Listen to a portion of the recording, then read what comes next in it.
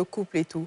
Faut pas oublier qu'on copie beaucoup aussi de l'Occident, alors qu'on n'a justement pas les mêmes réalités. On n'a pas le même mode de fonctionnement. Là-bas, il n'y a pas de nounou, par exemple. Donc l'homme, naturellement, il sait qu'il a des tâches quotidiennes à effectuer dans la maison.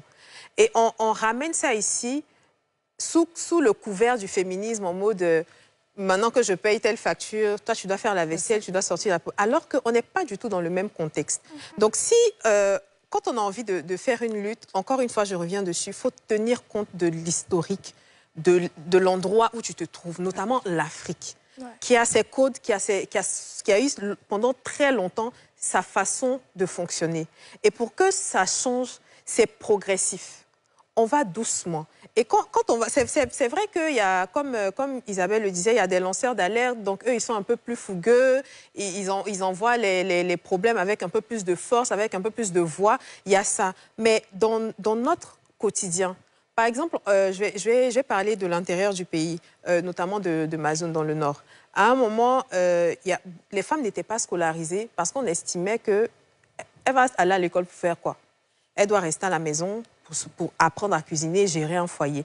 Et dans ce contexte-là, il y a beaucoup de femmes de mon village qui ne sont pas allées à l'école, tu vois. Et donc, il faut aller voir les guides religieux, par exemple, les tenants de la tradition. À ces personnes-là, on doit leur expliquer le bien fondé de scolariser une fille. Une fois qu'eux, ils ont compris, ils vont éduquer leur population, tu vois. Mais si tu vas voir des gens comme ça, que tu viens avec des grands discours, que tu cites tes grands chevaux, ils vont dire, mais la petite fille-là, qu'est-ce qu'elle raconte? Nous, on a fonctionné comme ça depuis 1900, je ne sais pas. Qu'est-ce qu'elle vient dire, en fait? Le monde de Dieu. Donc, en fait, c'est ça. Il faut emmener les problèmes avec la manière, qu'on le veuille ou non. Dans tout combat, il faut venir avec la manière. Sauf si tu as envie d'affronter, de faire vraiment la guerre, alors que ce n'est pas le cas.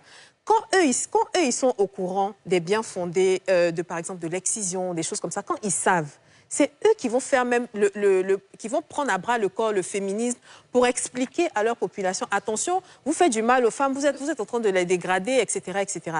Une fois que ça c'est fait, progressivement, tu vas voir que même dans les ménages, l'homme va se rendre compte que j'avais tel comportement vis-à-vis de ma femme, par exemple, je la battais, et pour moi c'était normal parce qu'une femme doit m'obéir. Mais on se rend compte que, en fait, j'ai pas le droit de la taper, en fait.